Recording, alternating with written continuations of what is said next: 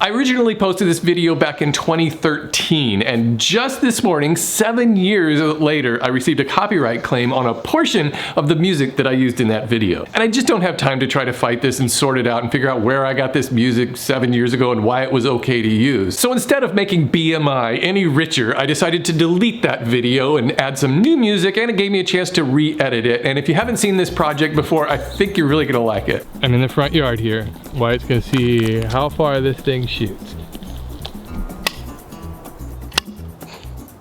I'm lucky enough to have 2 of these crossbow shooters because this one was sent to me by Carmen Salomon, a good friend of Woodworking for Mere Mortals, and this is his design, and he helped me through the whole process and figuring out how to make it, and I've got free plans for you. Get started and make one. I've got some templates you could print out and use as a cutting guide for all of the pieces.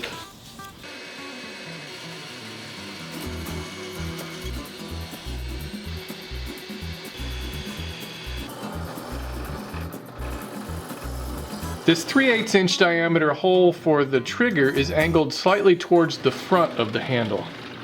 These are 1/4 inch holes I'm drilling into the cross piece. Now I need to drill a small hole in the trigger that'll line up with this top hole. And a little larger hole on the pivoting side of the trigger. I need to cut out this notch now for the trigger, and what I want to do is I want to look at the hole and I want to make sure that the notch actually comes about here so that I have this little bit of an indentation so that it makes sort of a channel for the dowel to ride in.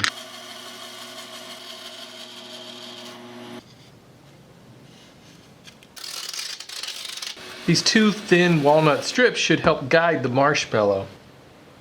I'm doing a little bit of shaping on this trigger just to make it a little more comfortable. Now that these runners are dry, I can start to taper them down and shape them. The important part is that these 2 pieces taper down to a point here so that when the cord comes up, it won't get caught. I cut this block of wood and another thin piece, and this is going to act as just a holder for the marshmallow.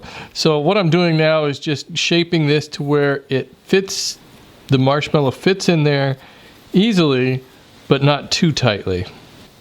I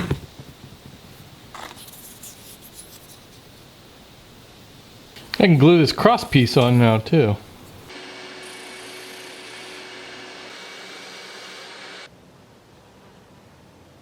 I spent a lot of time shaping this and sanding it really smooth, but before I attach the trigger and rig up the mechanism, I'm gonna give it a little bit of protection with some linseed oil. It'll be a lot easier to apply now before it's all assembled.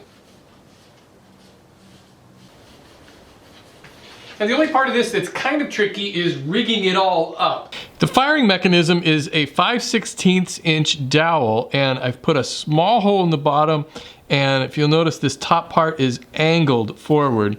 So when it goes in the hole, the highest point of it is toward the front. So with the trigger, I just want to line up this little hole with that hole so that when it's down, it'll look like that. And then when you push the trigger up, this plunger will come up about halfway before it hits this piece. First, I'm going to use some fishing line to attach the plunger to that trigger. You can use really thin twine too. My twine is kind of thick and it doesn't really fit through this hole very well. I just want to make sure that this angled part is toward the front.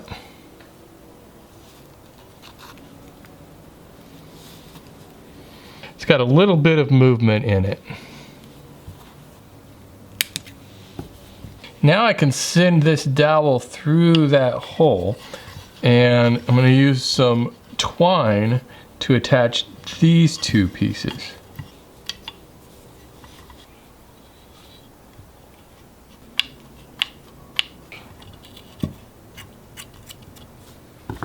To make the elastic pullback part, I'm gonna use this rubbery latex stuff. It's called TheraBand. I'll include a link where you can buy it online. You may be able to find it locally. I think it's the same stuff they use for, surgical tourniquets and that sort of thing. You could probably try to use rubber bands, but rubber bands are nowhere near as strong and stretchy as TheraBands.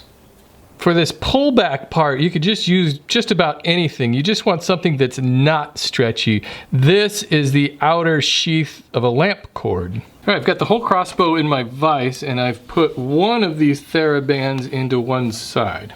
And it really feels like you need about 5 hands to do this, but with that first piece of rubber through there, take your cord and sandwich it in between these 2 pieces. Then with this piece, a smaller piece of the rubber, I can just start wrapping it around. It's almost impossible to break this stuff. I don't think you can pull it too tight. Seems to be holding.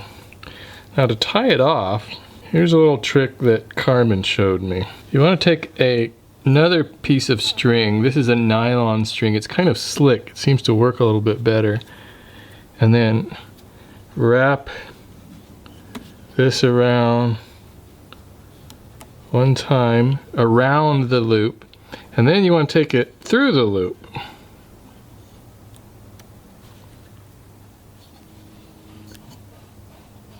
Okay, there, I've got it through the loop.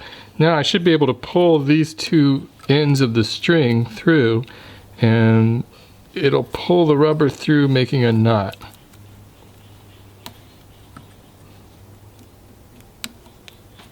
There. Good. Now I'll do the same on the other side. To fire it, all you do is just pull this back. It's got a lot of tension, and it'll drop that pin down. Then this piece is just to hold the marshmallow gently. It doesn't need much, just to keep it from falling off. So when I pull the trigger, it's just gonna push this pin up and shoot.